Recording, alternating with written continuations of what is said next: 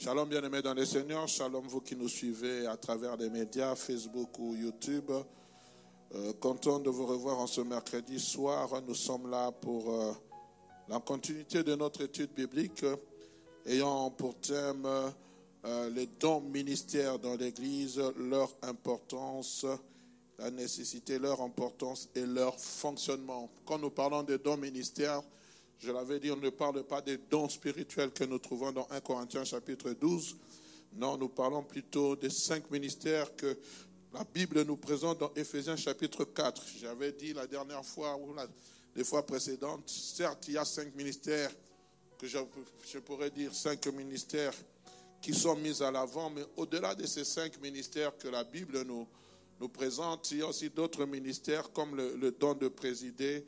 On n'en parlera peut-être pas d'ici là, prochainement, parce que mercredi prochain, je serai dans l'obligation d'atterrir, parce que voilà, le mercredi, dans 2 semaines, je suis invité à porter la parole dans une église sœur du côté de Philippeville, là-bas à Liège. Pendant 3 jours, ils auront une retraite. Donc, et puis la semaine qui débutera, après cela, on commence notre temps de retraite. Mais je verrai comment... on parlait prochainement sur certains dons que nous négligeons, mais qui sont aussi importants dans la Bible. Certains dons qui sont peut-être, je vais utiliser peut-être ce qu'on appelle des dons secondaires, mais ce sont des dons, voilà, la Bible parle de ceux qui gouvernent, de ceux qui président. Le don de secourir, c'est aussi des dons, mais qui ne sont pas repris comme des dons ministères, services, que Christ a dit, que Paul présente dans Éphésiens chapitre 4, mais ce sont des dons aussi qui sont importants. Nous lisons Éphésiens chapitre 4, versets 10 à 15. Celui qui est descendu, c'est le même qui est monté au-dessus de tous les cieux, afin de remplir toutes choses. Et il a donné les uns comme apôtres, les autres comme prophètes, les autres comme évangélistes, les autres comme pasteurs et docteurs. Et la Bible dit, pour le perfectionnement des saints en vue de l'œuvre du ministère et l'édification du corps de Christ, jusqu'à ce que nous soyons tous parvenus à l'unité de la foi, à la connaissance du Fils de Dieu, à l'unité de la foi et de la connaissance du Fils de Dieu, à l'état d'homme fait, à la mesure de la stature parfaite de Christ, afin que nous ne soyons plus des enfants flottants et emportés à tout vent de doctrine, par les tromperies des hommes, par leur ruse dans les moyens de séduction.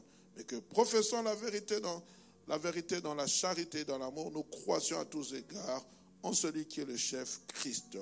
Donc nous comprenons, bien aimés, l'utilité des dons ministères, c'est pour notre édification, c'est pour notre croissance, c'est pour que vous et moi, nous puissions croître, que nous soyons plus emportés à tout vent de doctrine.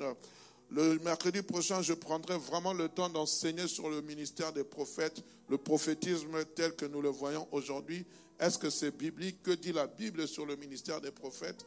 C'est pour cela, aujourd'hui, je parlerai nécessairement simplement de 2 ministères, le ministère d'évangéliste et le ministère de docteur. Ça ne sera pas assez long, mais le mercredi prochain, je prendrai vraiment le temps d'enseigner sur le ministère des prophètes, le prophétisme tel que nous le voyons aujourd'hui.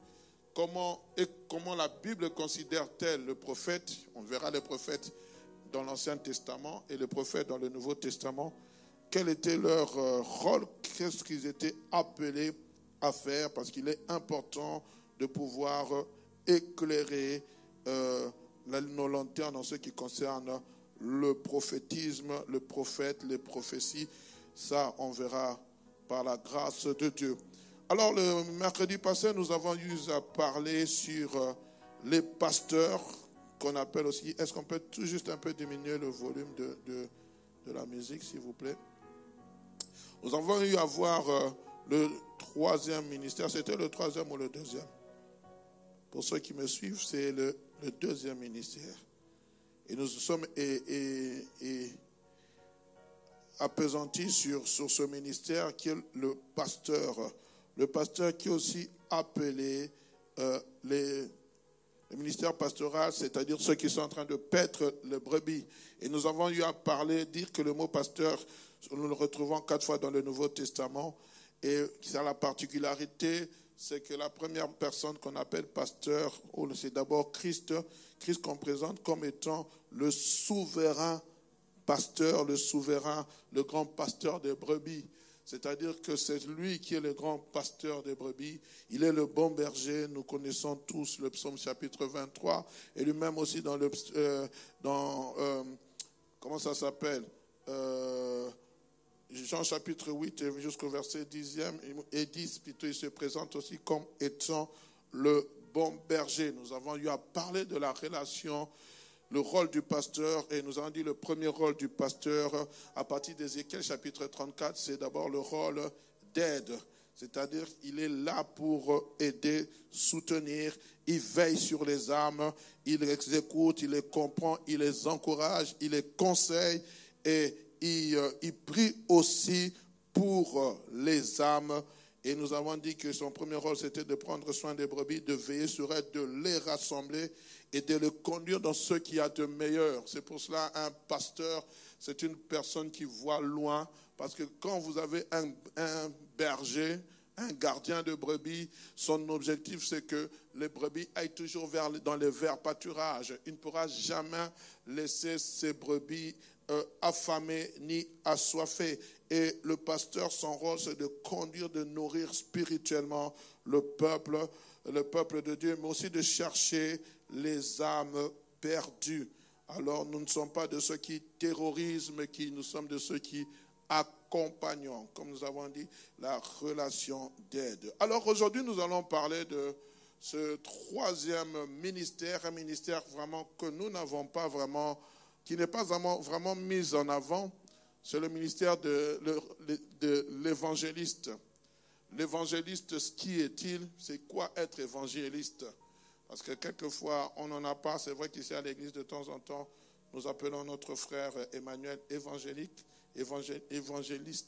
Mais nous allons comprendre c'est quoi le rôle d'un évangéliste pour que nous puissions vraiment comprendre et nous asseoir. Et ma prière, c'est que nous puissions, bien aimés, prendre le temps aussi de ce que Dieu suscite des ministères, pas simplement des pasteurs, pas simplement des prophètes, mais la Bible dit, il a donné les uns comme apôtres, les autres comme docteurs, comme évangélistes. Il n'y a pas de grand ministère, il n'y a pas de petit ministère. Tous, nous travaillons pour l'avancement du royaume des cieux. Quand nous comprenons ces choses, bien aimés, on ne se précipite pas. Aujourd'hui, c'est comme si on est d'abord apôtre, après on devient prophète et puis on devient pasteur. Non. Nous avons 5 doigts de la main, 5 doigts dans une main, et tous ces 5 doigts ont des fonctions particulières, et c'est là, ensemble, nous pouvons appeler ça notre main. C'est comme si aujourd'hui on m'amputait d'un doigt, je serais dans la joie. Non. Il faudrait que tous les 5 ministères, dans le corps de Christ, pas seulement dans l'église locale, mais dans le corps de Christ, soient opérationnels. Alors, qu'est-ce qu'un évangéliste? Selon son origine du mot grec, je n'ai pas mis le mot grec, l'évangéliste est un messager porteur de la bonne nouvelle. C'est un messager porteur de la bonne nouvelle. C'est une personne qui est porteuse de la bonne nouvelle. Il y a un passage qui est en train de me revenir. J'aimerais le trouver rapidement, excusez-moi. La Bible dit, « Oh, qui sont beaux les pieds de ceux qui annoncent l'évangile de paix. » J'aimerais trouver ça rapidement, excusez-moi, donnez-moi quelques minutes.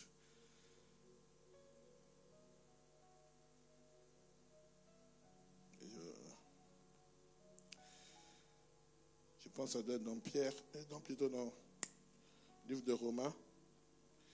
Les pieds de ceux qui annoncent la bonne nouvelle. On dit qu'ils sont beaux, les pieds de ceux qui annoncent la bonne nouvelle.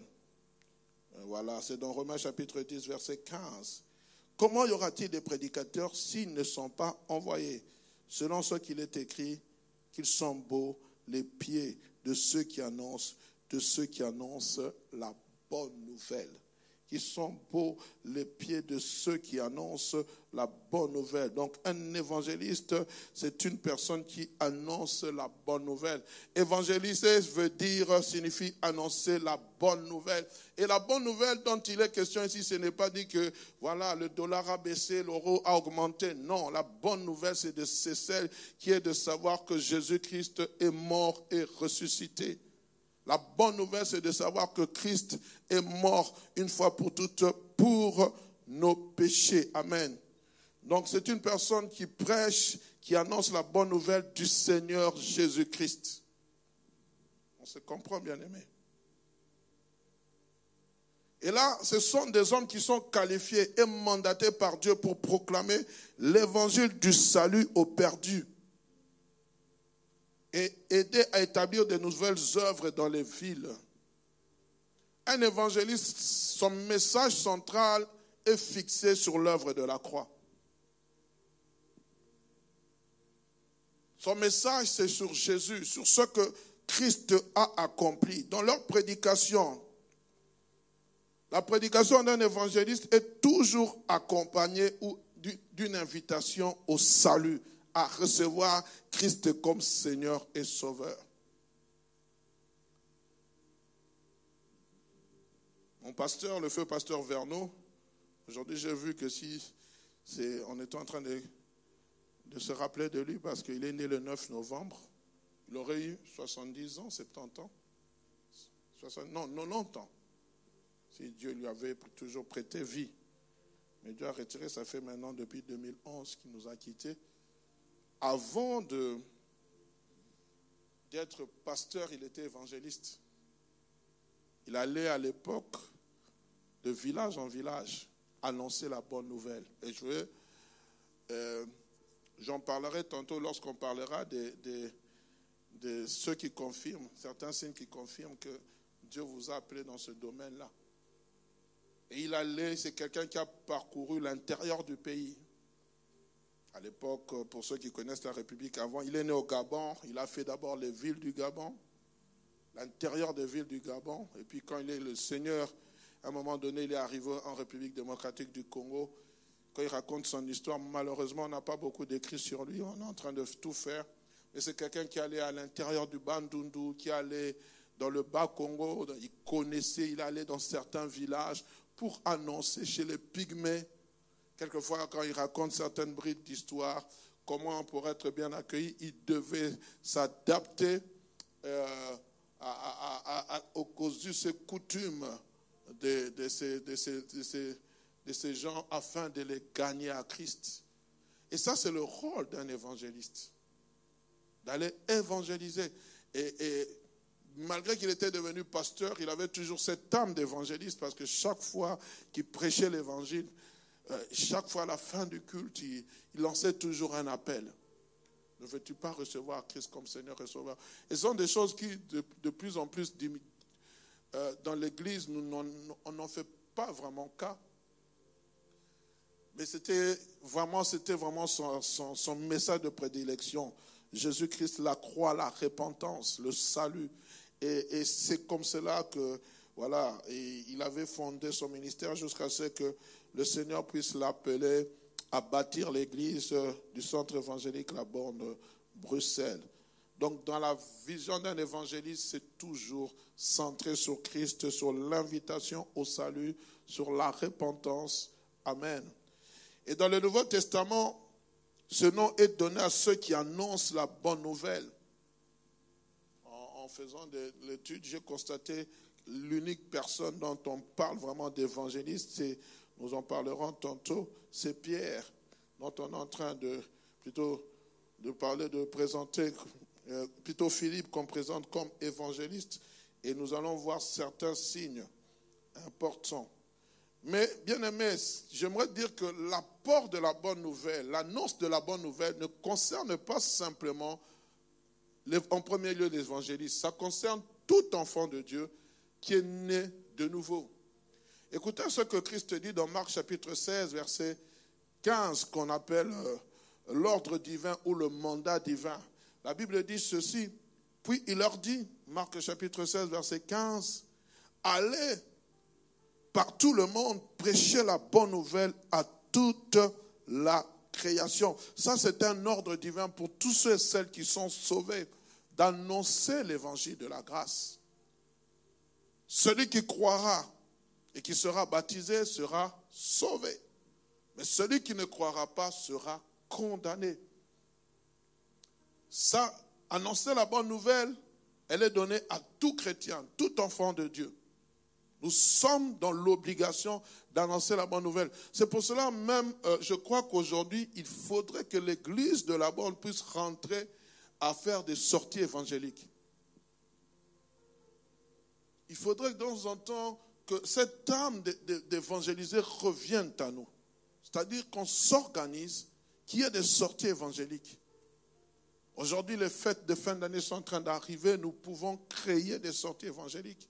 Il y aura des marchés de Noël, il y aura beaucoup dans certains quartiers. Nous pouvons simplement, avec une chorale gospel, nous sortons, nous évangélisons, nous chantons pour la gloire de Dieu et nous parlons du Seigneur. Parce que, bien aimé, le temps est tellement court qu'il faut que les gens connaissent le Seigneur. Notre but, ce n'est pas d'amener des gens à l'église. Non, ce n'est pas de remplir l'église. Notre but, c'est de gagner des âmes. Parce qu'une âme que vous gagnez qui habite, par exemple, je prends un quartier lointain, si nous connaissons une bonne église, nous l'orientons là-bas pour sa croissance. Amen. Parce qu'il faudrait que dans l'église, et puis nous nous appelons Centre évangélique La Borne, Bruxelles. Donc déjà dans le mot évangélique, je ne sais même pas où ça se trouve. Voilà. C'est-à-dire que nous sommes des messagers de la bonne nouvelle. Mais cette année, nous ne sommes pas sortis annoncer la bonne nouvelle. Nous sommes centre évangélique la borne, c'est-à-dire nous sommes centre évangélique de la bonne nouvelle. Quelle bonne nouvelle? Jésus-Christ. Amen. Il y a certains mots même qui nous accusent. Hein. Nous portons le nom mais nous ne comprenons pas. Centre évangélique, la borne. Christ leur dit, puis allez par tout le monde et prêcher la bonne nouvelle à toute la création. Et même Paul va donner cette recommandation à Timothée, dit, prêche l'évangile en toute occasion favorable ou pas. Ça, c'est donné à tout le monde. Alors, bien aimé, j'aimerais parler de certaines catégories de personnes. Vous allez voir dans la Bible, lorsque vous êtes dans Actes chapitre 8, le verset 25e, Acte 8, verset 5e, vous allez voir que les apôtres, bien que ils n'ont pas été appelés des évangélistes, mais ils ont évangélisé. La Bible dit dans Acte 8, après avoir rendu témoignage à la parole du Seigneur et après l'avoir prêché, Pierre et Jean retournèrent à Jérusalem en annonçant la bonne nouvelle dans plusieurs villages des Samaritains. Donc, ils ont prêché la bonne nouvelle, ils ont annoncé. Mais lorsqu'ils étaient en train de parcourir, ils passaient de ville en ville, ils ne se gênaient pas d'annoncer la bonne nouvelle, l'évangile. Amen. Ils ne se gênaient pas. J'étais fort touché. Pas ce dimanche, le dimanche passé, écoulé, nous avons reçu un frère et puis je lui ai dit, mais comment tu es arrivé ici? Non, je suis étudiant. Il m'a donné sa nationalité. Il dit, j'étais avec un de vos frères. On était en train de parler sur la spiritualité.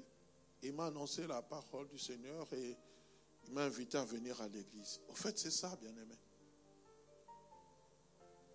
C'est pas annoncer la bonne nouvelle, ce n'est pas dire à quelqu'un viens à l'église. Ça, c'est pas la bonne nouvelle. L'église ne sauve pas. J'aime souvent quand on lit les livres des Actes des Apôtres, dans son chapitre 2 vers la fin, la Bible dit et le Seigneur ajoutait chaque jour à l'église ceux qui étaient sauvés. Dans l'église, nous ne devons pas trouver des païens. Amen. L'évangile, nous annonçons l'évangile. Ne dis pas, viens seulement à l'église. Non, ce n'est pas l'église qui sauve. C'est toi en tant que témoin. La Bible dit, vous serez mes témoins. Tu lui annonces l'évangile.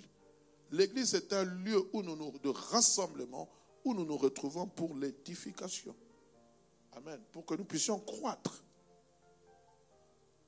C'est-à-dire quand une âme est sauvée, parce que les âmes à sauver ne sont pas dans l'église, les âmes à sauver sont à l'extérieur. Quand une âme est sauvée, vous la prenez, vous la menez à l'église. C'est maintenant pour que l'église puisse en prendre soin. Est-ce qu'on se comprend? À travers les enseignements. J'étais en train de parler dernièrement avec ceux qui ont eu à donner le code de la parole. Nous sommes en train de mettre sur pied quand un nouveau vient, qu'il est intérêt aussi à suivre le code de la parole. Pas simplement pour devenir ouvrier. Parce que là, non, simplement pour qu'il soit affermi dans sa foi. Il faut que la personne soit affermie dans sa foi. Amen. Ça, c'est important.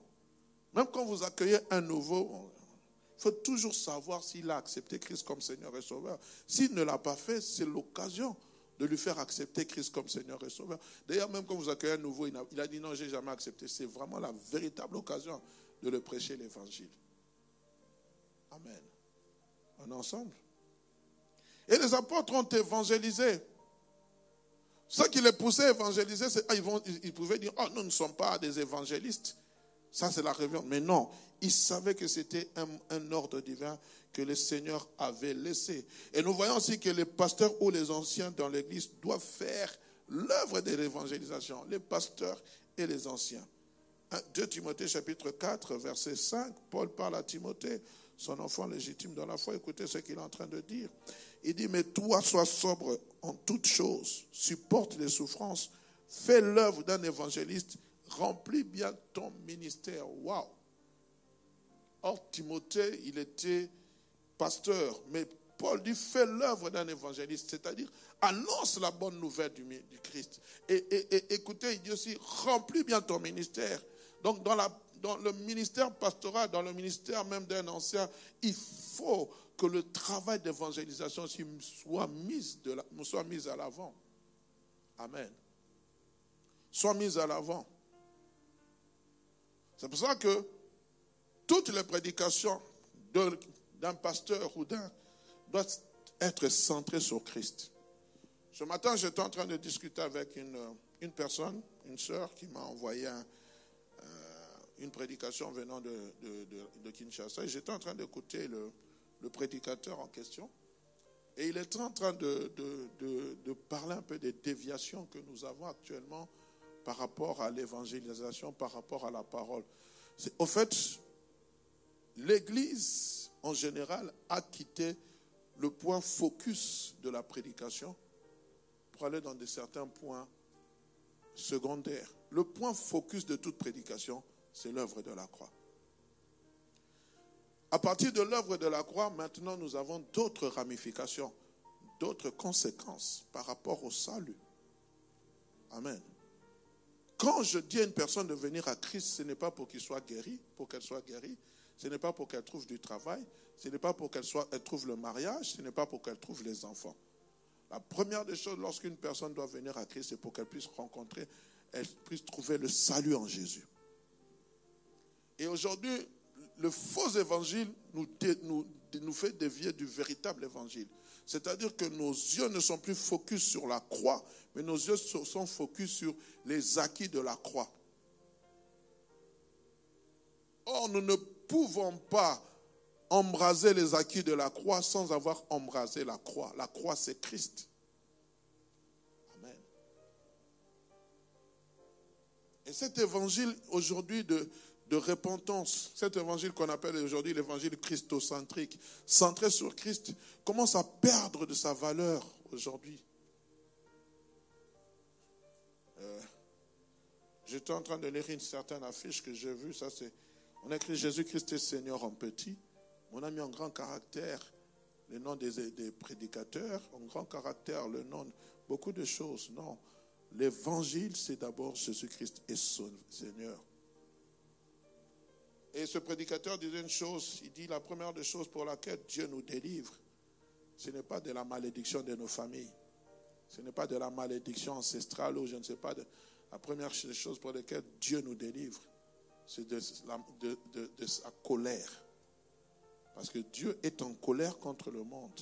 Et lorsque j'accepte Christ comme Seigneur et Sauveur dans ma vie, la première délivrance que j'obtiens, c'est de la colère de Dieu. Parce que pourquoi? Lorsque je passe par la croix, j'entre sous la couverture de Christ. Donc quand Dieu me voit, il me voit à travers le sang de son Fils et sa colère s'apaisantit. C'est la même chose quand vous lisez dans le livre d'Exode chapitre 12, lorsqu'on est en train de parler de l'institution de la Pâque. La Bible dit, Dieu dit quoi? Il avait demandé au peuple qui était en Égypte de pouvoir prendre le sang de l'agneau, et de la mettre sur le linteau. Il dit, et l'ange destructeur, lorsqu'il passera, il verra le sang, il passera outre, au-delà. Pourquoi? Parce que la colère n'entrera pas. C'est pour ça que Dieu avait frappé les Égyptiens, parce que le sang ne couvrait pas leur maison. S'il y avait un Égyptien qui avait aussi fait la même chose que le peuple israélite, je dis bien s'il y en avait un, la colère de Dieu aussi, parce que Dieu respecte, n'allait pas entrer dans sa maison. On est ensemble. Donc c'est la croix, bien aimée, c'est ce qui apaisantit la colère de Dieu. Nous voyons aussi les disciples, bien aimés, dans Actes chapitre 11, verset 20. Arrivant dans une région, n'ayant pas encore reçu l'évangile. Nous sommes dans Acte 11. Il y eut cependant parmi eux quelques hommes de Chypre et de Cyrène qui, étant venus à Antioche, s'adressèrent aux Grecs et leur annoncèrent la bonne nouvelle du Seigneur. Ils ont fait l'œuvre de l'évangélisation. Et c'est pour dire que tout disciple est appelé à évangéliser, à parler du Seigneur. Et ce que j'aime, quand vous êtes dans le psaume chapitre 68, verset 12e, on nous parle de ces femmes comme messagères de la bonne nouvelle. Et vous savez, la première femme qui est venue annoncer la bonne nouvelle de la résurrection, la première personne, c'était une femme, qui est venue. Elle s'appelle comment? Celle qui a vu que Christ n'était pas dans le tombeau. Pardon? Vous parlez timidement. C'est qui? C'est Marthe ou Marie? C'est Marie. Le Seigneur dit une parole, écoutez ça, et les messagers de la bonne nouvelle sont une grande armée. Le Seigneur dit une parole, et les messagers de la grande nouvelle sont une... Vous savez, Dieu a donné cette capacité à la femme de plus parler du Seigneur qu'à l'homme. Vous devez vous servir de vos cordes vocales, mes sœurs, pour apporter l'évangile de la grâce. Le Seigneur dit une parole.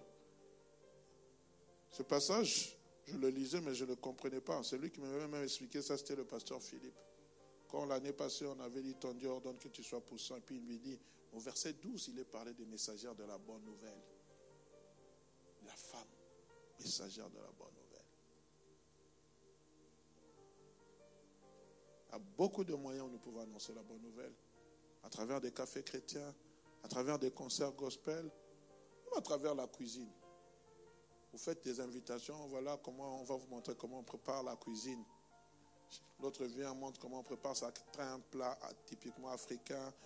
Et les gens qui viennent observent, même à travers la mode, vous faites un défilé de mode, je ne sais pas, beaucoup de choses. Très sages. Mais quand ces gens viennent, vous leur annoncez l'évangile. Ce sont des appâts pour attirer les âmes à Christ. Et vous allez voir, bien aimés, la particularité des églises fortes, c'est lorsque vous avez aussi des femmes qui sont fortes dans la prière. J'ai toujours dit, dans l'intercession, il faut avoir beaucoup de femmes, de sœurs, pas quand je parle de femmes, c'est-à-dire de sexe. Pourquoi? Parce qu'elles sont plus sensibles. Elles ont cette sensibilité. Amen. On est ensemble. 2 Timothée chapitre 4, je l'en ai parlé, verset 2. Prêche la parole, insiste en toute occasion favorable ou non. Paul parle à Timothée, c'est-à-dire chaque fois que l'occasion nous est donnée, nous devons annoncer la bonne nouvelle du Seigneur. Chaque fois que l'occasion nous est donnée, il faut que nous annoncions la bonne nouvelle du Seigneur. Amen. Alors, bien aimé, la Bible nous présente un homme qui s'appelle Philippe comme étant un évangéliste. Et c'est là vraiment où nous voyons vraiment, on désigne un évangéliste. Nous sommes dans Actes chapitre 21, verset 8. Paul est en train de parler de son voyage missionnaire. Il dit, nous partîmes de là, Acte 21, verset 8, il dit, nous partîmes le lendemain matin et nous arrivâmes à Césarée. Étant entrés dans la maison de Philippe, l'évangéliste, qui était l'un des 7 qui nous logeâmes chez lui. Waouh, passé composé.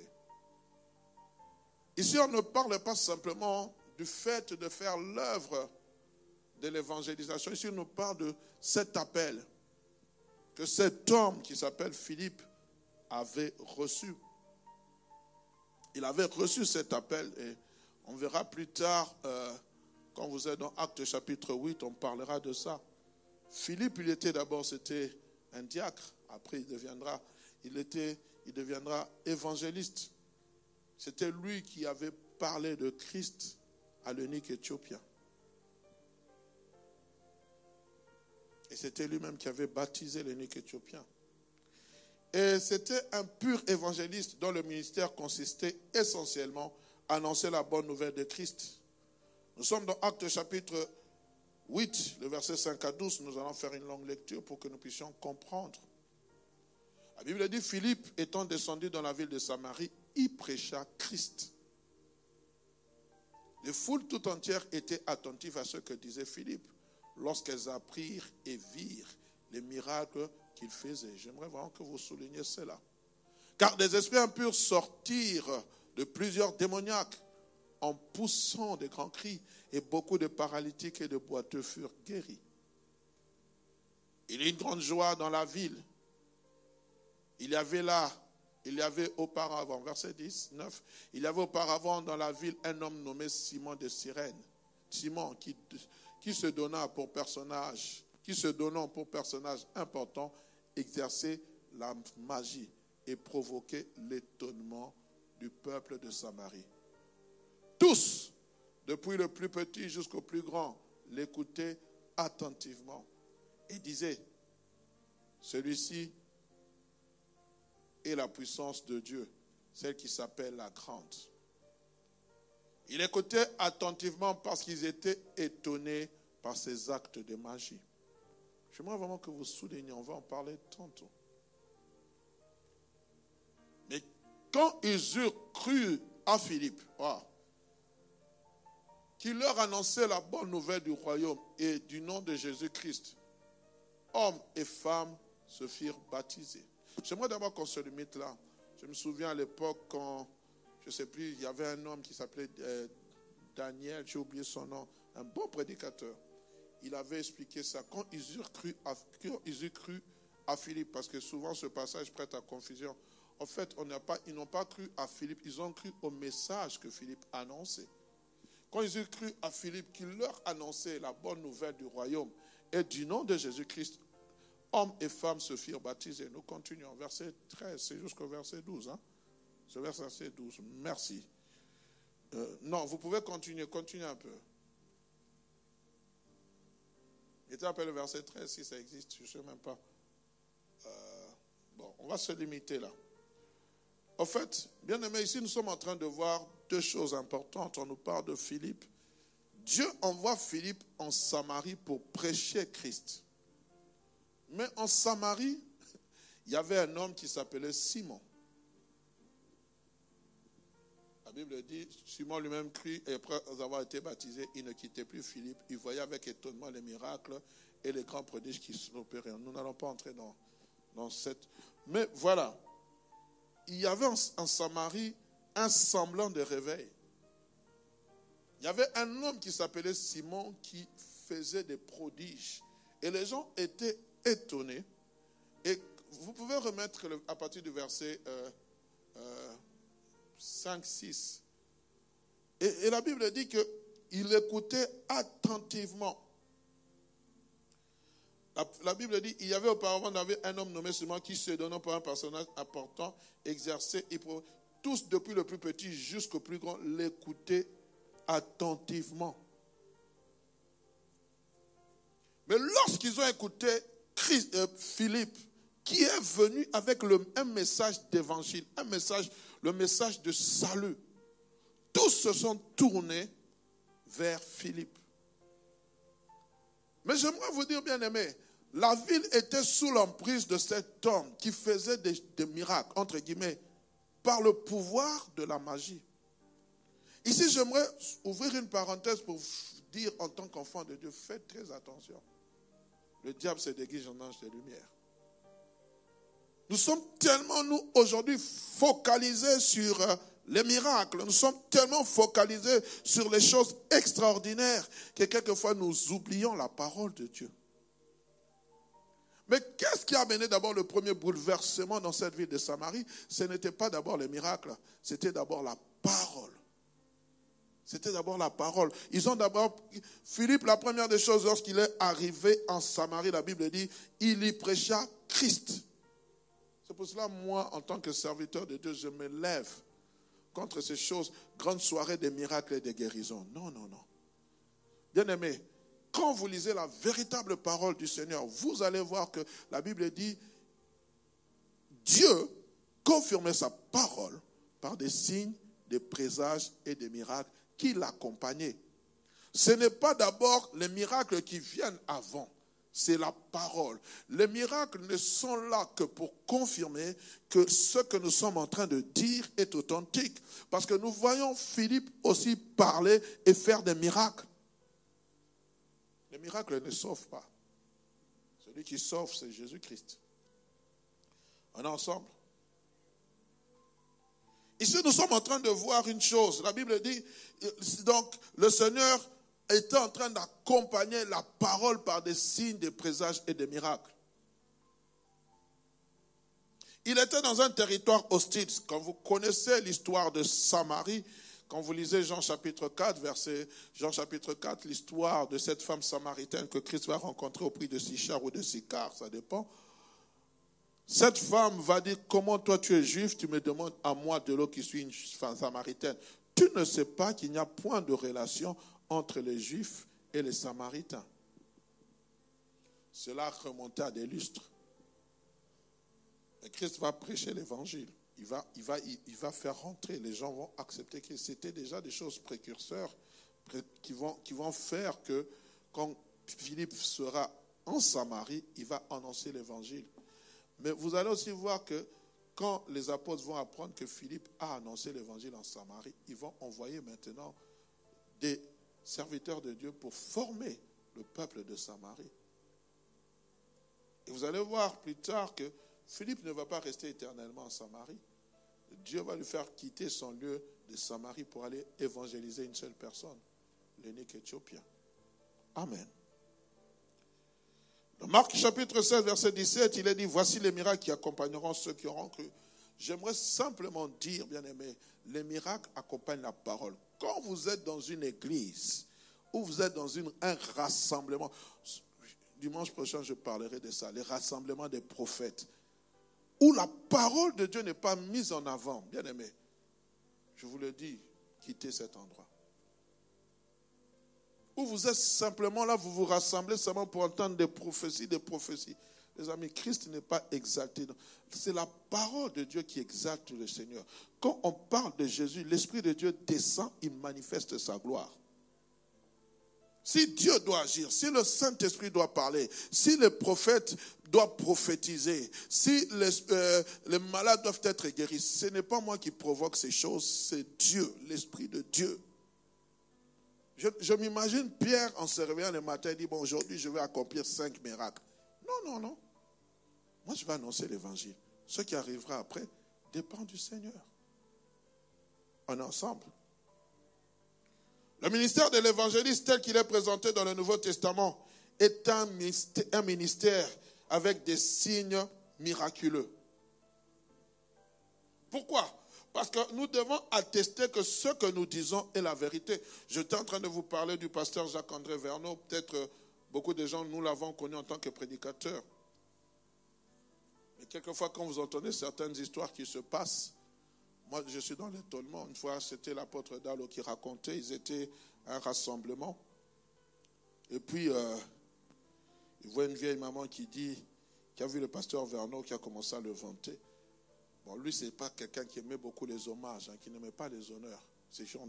Et cette femme a dit, j'avais fait longtemps, je ne marchais pas.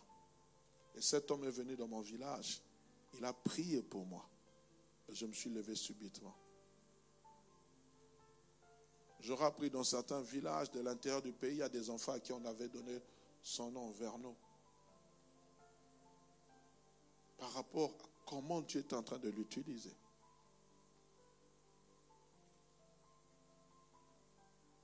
Je m'imagine si c'était nous à cette époque-là, mais sur Facebook, on allait publier, mettre des photos, comment le Seigneur m'utilise, l'homme de Dieu le plus loin.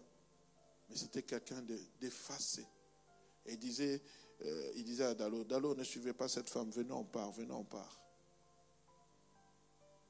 Mais Dieu l'a utilisé puissamment parce qu'un évangéliste, c'est quelqu'un qui fonctionne avec les miracles de Dieu. Amen. Bien-aimé, l'évangélisation ne consiste pas à prêcher une religion, ni une doctrine, encore moins une église. Mais l'évangélisation consiste à prêcher Christ. C'est pour cela que je profite de cette occasion, j'ouvre une parenthèse. Souvent, lorsque nous avons l'occasion de prêcher l'évangile, que ce soit un lieu de deuil, dans une manifestation publique, ne présentez pas une église. Présentez Christ. Moi, souvent, je présente Christ. Et j'aime souvent dire, je ne prêche pas une église. Parce que l'église ne sauve pas. Parce qu'à l'intérieur, vous avez de ces grands rassemblements, que ce soit dans un lieu de deuil, que ce soit, je ne sais pas, mais qu'il soit dans un cadre hors église, vous avez des gens de différentes tendances religieuses. Et le message qui doit être centré, c'est le message de Christ. C'est tout. On ne s'attaque pas à une religion. On ne s'attaque pas à des convictions religieuses. Bon, on parle de Christ. Et vous devez savoir, quand vous parlez de Christ, bien-aimé, le reste, c'est le Saint-Esprit qui fera l'action. Ce n'est pas un homme qui convertit, c'est le Saint-Esprit, la puissance du Saint-Esprit qui touche le cœur de la personne. Amen. C'est pour ça que le ministère et la prédication d'un évangéliste, lorsqu'il est en train de prêcher, cela peut nous sembler être primaire ou limité. Mais sa seule préoccupation, c'est d'annoncer Christ. C'est d'annoncer Christ. Ah, lui, on sait quand il va venir, il va nous parler de Jésus. Oui, mais c'est ça. Quelquefois, il est bon que nous puissions rentrer au bois de la croix. On est ensemble.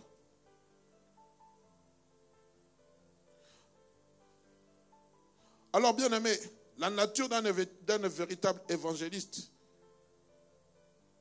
Lorsque vous êtes dans 1 Corinthiens chapitre 9, verset 16, il est dit, si j'annonce l'évangile, ce n'est pas pour moi un sujet de gloire, car la nécessité m'en est imposée, et malheur à moi si je n'annonce pas l'évangile.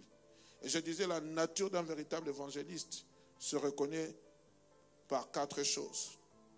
La première des choses, bien aimé, c'est d'abord la compassion des âmes perdues. Et la compassion des âmes perdues. Tout évangéliste a compassion des âmes perdues. Je ne dis pas que le pasteur n'a pas. La deuxième des choses, c'est le feu qui brûle dans son cœur pour annoncer l'évangile. C'est ce feu qui brûle dans son cœur pour annoncer l'évangile.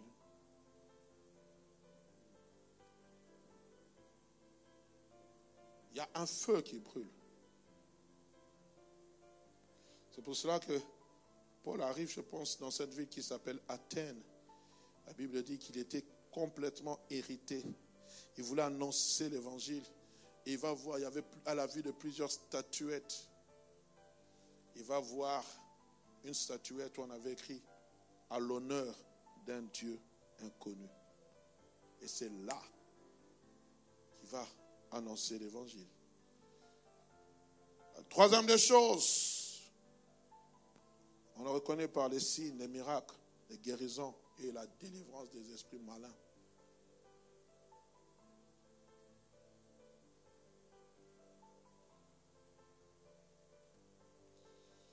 Et la quatrième des choses, c'est l'onction du Saint-Esprit qui l'accompagne. Et l'onction du Saint-Esprit accompagne chaque ministère. Parce que c'est Dieu qui nous oint pour le service. Amen. J'aimerais conclure avec ce troisième point d'évangéliste en disant un élément essentiel. L'évangéliste est un élément essentiel pour le plan de Dieu et pour l'Église. C'est pour cela que dans l'Église, il est important que nous ayons ce ministère d'évangéliste. Pourquoi? Parce que c'est ce ministère qui amène les nouveaux convertis dans l'Église. Et si ce ministère n'existe pas, peu de nouveaux convertis. Les nouveaux convertis seront difficiles à venir dans l'église. Et lorsqu'un évangéliste vient avec les nouveaux convertis, bien-aimés, ça mène aussi un réveil spirituel dans l'église. Et ça fait aussi, ça mène la croissance de l'église. Le temps me manquerait de parler sur l'évangélisation. Nous allons essayer d'en parler l'année prochaine, parce que l'année prochaine, nous avons déjà la thématique et nous allons essayer d'en parler parce que nous croyons que Dieu nous donne la mission pour aller et faire de toutes les nations les disciples. Amen. Alors nous arrivons au 4e ministère. Je n'ai pas donné ça par ordre de grandeur, non, ni par ordre d'importance. Mais voilà, nous avons un 4e ministère, et non le moindre, qui quelquefois est tellement rare, on n'en parle pas. Le ministère de docteur. Docteur qu'on appelle aussi les enseignants. Il y a des gens qui, quand ils vous prêchent l'évangile, ils vous parlent de la part de Dieu, c'était comme s'ils étaient en train de décortiquer la Bible. Et ça, ce sont des enseignants.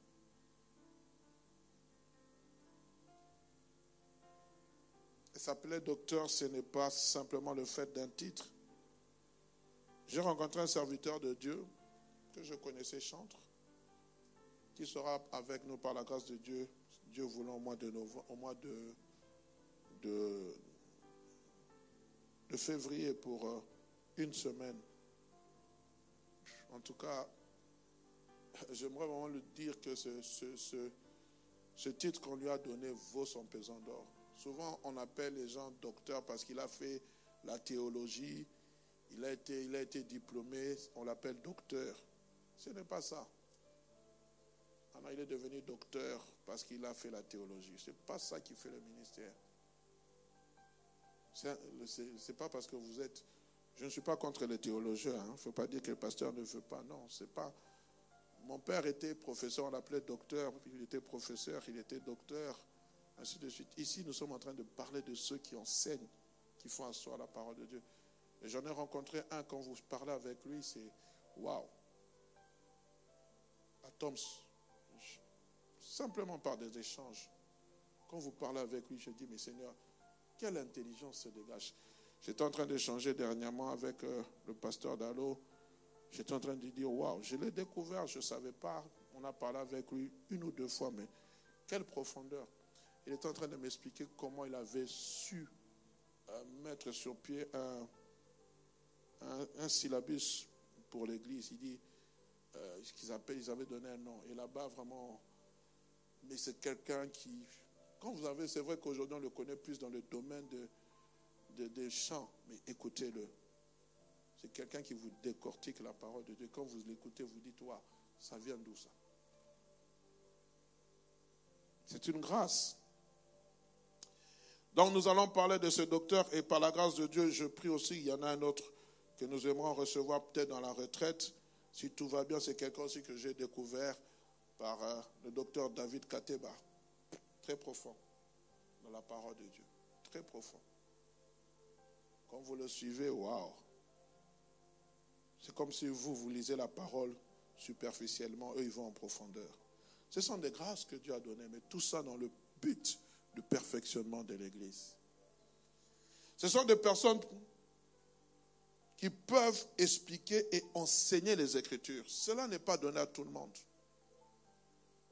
Qui peuvent expliquer et enseigner les Écritures. Des hommes spirituels.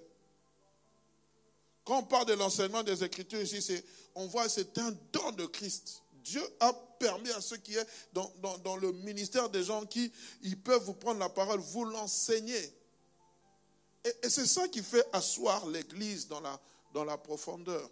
Certaines thématiques qui viennent, ils vous en parlent de manière vraiment lucide, claire. C'est une grâce que Dieu donne. Or, je prie que Dieu suscite aussi des docteurs dans cette Église.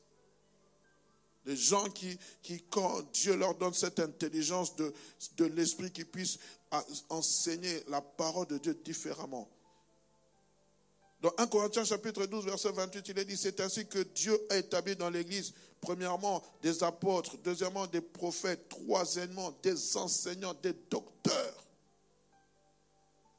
J'aimerais dire un peu, c'est l'un des rares ministères qui est souvent associé, j'ai dit l'un des rares ministères, qui est souvent associé au ministère de pasteur.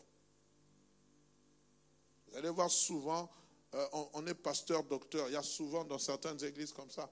Bien qu'il soit pasteur, c'est un docteur de la parole de Dieu. Je dis bien, ce n'est pas par rapport au titre d'avoir fait la théologie. C'est d'abord parce que c'est un ministère que Dieu vous a confié. Parce que tu peux avoir fait la théologie, mais tu n'es pas docteur, tu es pasteur. Amen. Dieu a accordé ce don particulier au docteur afin qu'il puisse clarifier, exposer et proclamer la parole de Dieu en vue de l'édification du corps de Christ.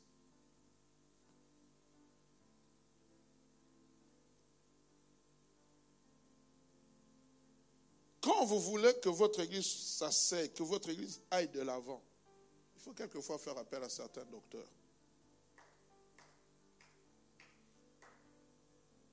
J'ai changé avec lui, je ne vais pas entrer dans les détails, mais j'étais en train de lui parler de l'église, de la vision que j'ai pour l'église futuriste. Et lui me parlait comment il était en train de voir son église. J'ai dit, waouh. J'ai dit, Seigneur. Il sera avec nous pendant 5 jours. Ça ne sera pas quelque chose qui passera en live. Ceux qui voudront rester à la maison resteront. Ça sera particulièrement pour l'église. Les gens vont s'asseoir, il y aura des enseignements spécifiques pour réformer l'église. Et ça ne sera pas des choses où ça sera là, et ça ne sera pas une publication où nous recevons le docteur Atoms. Non. Il y aura beaucoup, ça sera vraiment sélectif. Parce qu'à un moment, Christ parlait à la foule, mais parlait aussi aux 120 disciples. Et je pense que ça sera réservé pour les 120 disciples qui veulent s'asseoir et écouter. Les autres jours, le dimanche et le vendredi soir, ça sera ouvert à tous. Mais pendant du lundi au vendredi matin, ça sera fermé. Pendant le jour de Pâques, on en parlera. Comme ça, vous pouvez prendre déjà vos dispositions.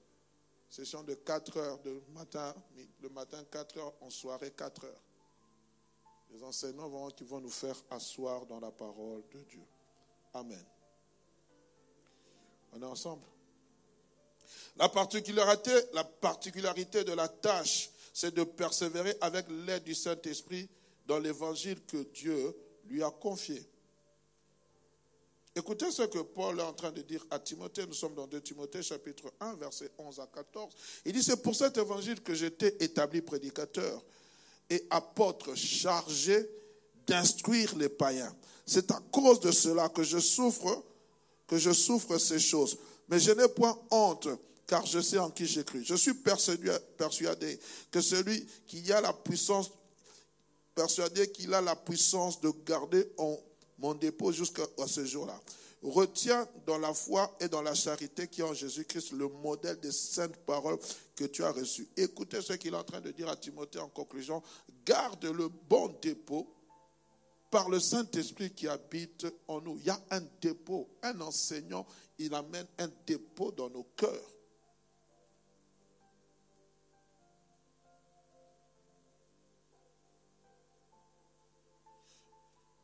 Un docteur se doit de présenter fidèlement la révélation biblique à l'Église.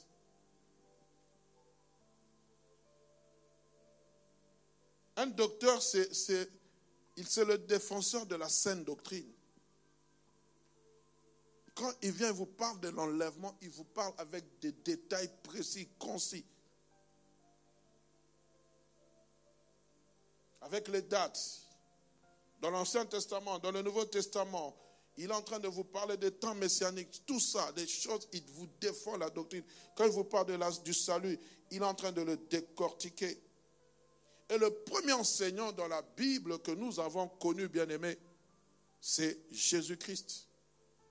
Parce que Jésus-Christ expliquait parfaitement les Écritures. Et il a démontré cela à plusieurs occasions. Lorsque vous êtes dans Luc chapitre 4, verset 32, écoutez ce que la Bible dit. On était frappé de sa doctrine, de son enseignement, car il parlait avec autorité. Il a amené une nouvelle doctrine. Christ vient, il commence son ministère. Il n'a pas commencé son ministère par les miracles. On dit c'est vrai que c'est à Cana qu'il a fait son premier miracle. Mais quand vous êtes dans le livre de Matthieu, Matthieu chapitre 5, Christ s'assied. Il est en train d'enseigner ce que nous appelons les béatitudes. Il va enseigner les béatitudes, il va parler sur la prière. Et les commentateurs disent que cet enseignement il a fait au moins 4 heures et 6 heures d'enseignement. Il a pris le temps. Il est venu avec une nouvelle doctrine du royaume des cieux. Quelquefois, nous ne prenons pas le temps d'enseigner le peuple. Même ici, je me rends compte si je vous demandais quelle est la vision de l'Église, peu la connaissent. C'est pour cela même maintenant, à l'école de la parole, on a parlé de la vision de l'Église. Il a pris le temps de faire asseoir. Bien aimé, ce sont les enseignements qui nous font asseoir. Ce sont les mercredis, ce n'est pas les dimanches. Les dimanches, nous venons, nous prêchons, nous sommes... Ah oui, mais le mercredi comme ça, nous sommes à l'aise, nous nous asseyons en train d'écouter la parole, en train de dévorer la parole. C'est important, bien aimé. Dans Luc chapitre 24, verset 27, il est dit, et commençons par Moïse et par tous les prophètes, alors qu'il était en train de parler à ses compagnons d'Emmaüs. La Bible dit, il les expliqua dans toutes les Écritures ce qui le concernait. Il connaissait la parole, il était enseignant, il était lui-même docteur. Pourquoi la Bible dit, au commencement était la parole? Il était la parole, faite chair. Amen. Et nous voyons la conséquence au verset 32 de Luc 24. Et ils se dirent l'un à l'autre, nos cœurs ne brûlaient-ils pas au-dedans de nous lorsqu'ils nous parlaient en chemin et nous expliquaient les Écritures? Amen.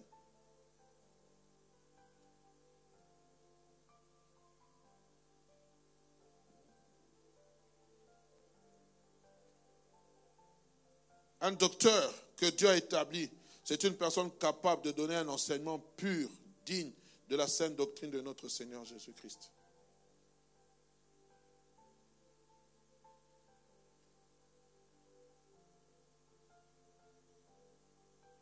Tite chapitre 1, verset 9.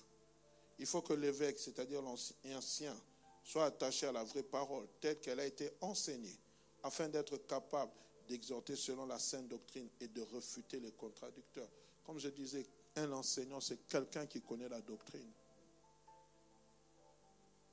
Aujourd'hui, il y a beaucoup des erreurs que nous trouvons à travers les réseaux sociaux. Je prends par exemple sur la Trinité ou l'unitarisme. Qui croit à la Trinité ici? Qui croit à l'unitarisme? Quelle différence y a-t-il entre la Trinité et l'unitarisme? Qui peut me donner cette?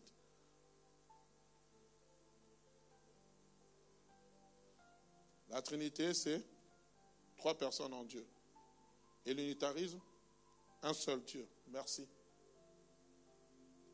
Et ça, des choses que beaucoup de gens ne connaissent pas. Parce que comment tu vas défendre la Trinité si tu n'as pas été enseigné? Moi, je connais des gens qui ont même refuté leur baptême parce qu'on les a baptisés au nom du Père, du Fils et du Saint-Esprit, au lieu de baptiser seulement au nom de Jésus-Christ. Et cela fait débat aujourd'hui. Parce qu'il y a des gens qui ne croient pas en nous. Mais j'aimerais simplement dire, Dieu est au-delà de nos pensées. Souvent, quand je parle avec les gens qui croient à l'unité, et moi je crois, ils disent d'abord, la Trinité n'est pas écrite dans la Bible. C'est vrai que vous ne voyez pas ce mot Trinité dans la Bible. Vous n'allez pas le trouver dans la Bible. Mais je dis, lorsque je parle de ma personne, Hugues Arnaud Chisongo est composé d'un corps, d'une âme et de l'esprit. Le corps, c'est ce qui est matériel, qui est en connexion avec ce monde. Mon âme, c'est mon lieu de, comment on appelle ça, le siège de mes sentiments. Et mon esprit, c'est ce qui me permet d'entrer en contact avec le monde invisible, ainsi de suite. Et toutes ces 3 choses, en moi, forment Hugues Arnaud Chisongo. On ne peut pas me dissocier de mon âme, on ne peut pas me dissocier de mon esprit, on ne peut pas me dissocier de mon corps.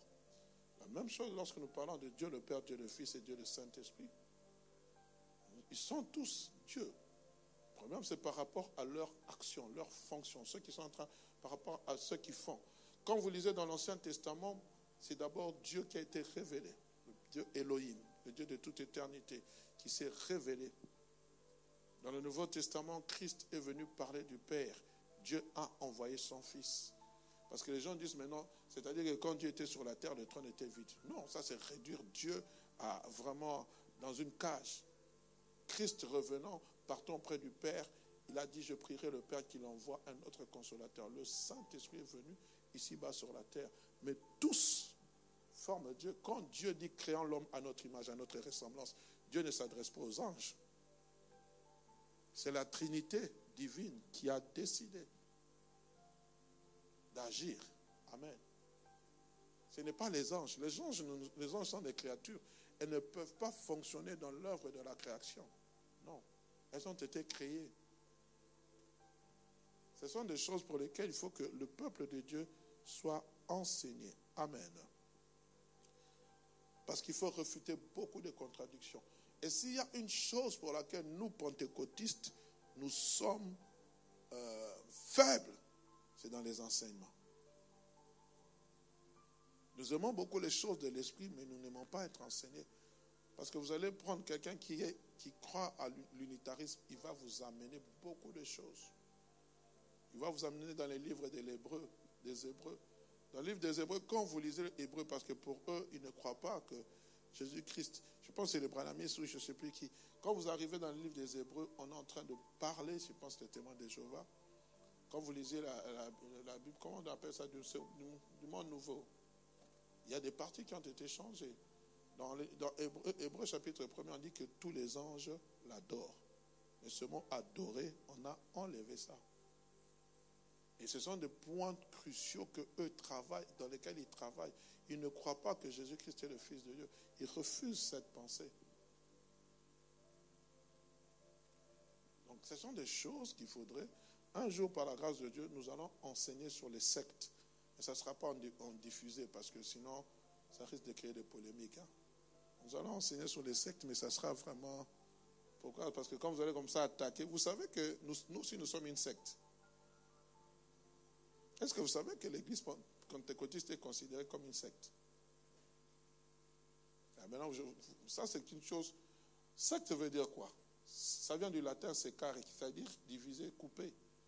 Mais maintenant, nous allons parler des sectes pernicieuses, des sectes qui amènent les déviations. Nous sommes une secte. Quand tu es sectaire, c'est-à-dire quoi? C'est-à-dire que parce que nous croyons à la doctrine du Saint-Esprit, les autres ne croient pas au Saint-Esprit. Nous sommes une secte. Mais maintenant, nous ne sommes pas une secte maléfique, nous ne sommes pas une secte pernicieuse. Souvent, quand on prend le mot secte, hey! Non. Quand on nous présente aujourd'hui dans les journaux, on vous parle comme une secte, non? La secte religieuse. Est-ce que vous savez ça? Donc, quand vous entendez, on vous appelle vous faites partie d'une secte, il ne faut pas te fâcher. Tu es dans une secte. Secte vient du mot sekar, qui veut dire... Le jour où j'ai appris ça, j'ai dit, ah Seigneur. Et maintenant, on parle de secte pernicieuse. Amen. Nous allons bientôt atterrir. Alors, bien aimé, j'aimerais rappeler que le ministère que Dieu a donné de celui qui est docteur, c'est Jésus-Christ, le chef de l'Église, qu'il a donné pour 3 choses. Nous l'avons vu, plutôt 4 choses. Le perfectionnement, l'édification, la sanctification et l'affermissement. Et ce sont des enseignants qui doivent être fidèles et indispensable pour l'édification de l'Église corps de Christ, pour l'affermissement de l'Église. Ça, je plains beaucoup ces églises où on ne parle que de la délivrance, la délivrance, la délivrance, la délivrance. Je ne suis pas contre ça, mais à un moment donné, il faut que l'Église s'asseye. Il faut que l'Église s'asseye dans la parole. Paul dit à Timothée ceci, 2 Timothée chapitre 2, verset 2, et ce que tu as entendu de moi, en présence de beaucoup de témoins, confie-les à des hommes fidèles qui soient aussi capables de l'enseigner à d'autres. Oh, ma prière, c'est que dans l'Église qui s'élève des enseignants. Des enseignants. Son rôle à lui, c'est simplement d'enseigner. Quand vous avez un séminaire, vous savez, c'est à lui qu'il faut donner ces choses. Vous savez que quand il va venir, il viendra parler, lui, il va amener, il va faire asseoir le peuple dans la parole. Et ça, c'est une grâce quand vous avez des enseignants comme ça. Amen. Que le Seigneur vous bénisse abondamment. Qu'il soit avec nous. Amen. Et vous pouvez acclamer le Seigneur. N'acclamez pas un homme, acclamez le Seigneur.